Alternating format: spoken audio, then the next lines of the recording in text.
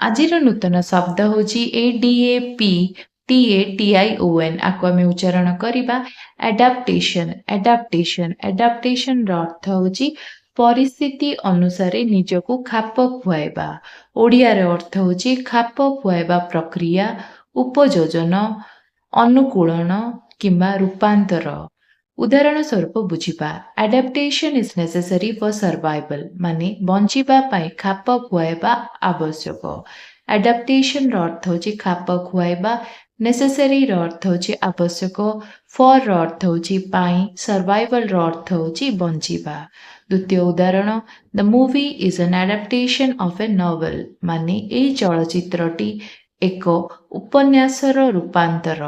ମୁଭିର ଅର୍ଥ ହେଉଛି ଚଳଚ୍ଚିତ୍ରଟି, ଆଡାପ୍ଟେସନର ଅର୍ଥ ହେଉଛି ରୂପାନ୍ତର, ନୋଭେଲର ଅର୍ଥ ହେଉଛି ଉପନ୍ୟାସର। ଏମିତି ଭିଡ଼ିଓ ଦେଖିବା ପାଇଁ ଚ୍ୟାନେଲ ସହିତ ଯୋଡ଼ି ରୁହନ୍ତୁ। ଚ୍ୟାନେଲକୁ ଲାଇକ୍, ସେୟାର, ସବସ୍କ୍ରାଇବ କରିବେ। ରହିଲି, ନମସ୍କାର, ଜୟ ଜଗନ୍ନାଥ।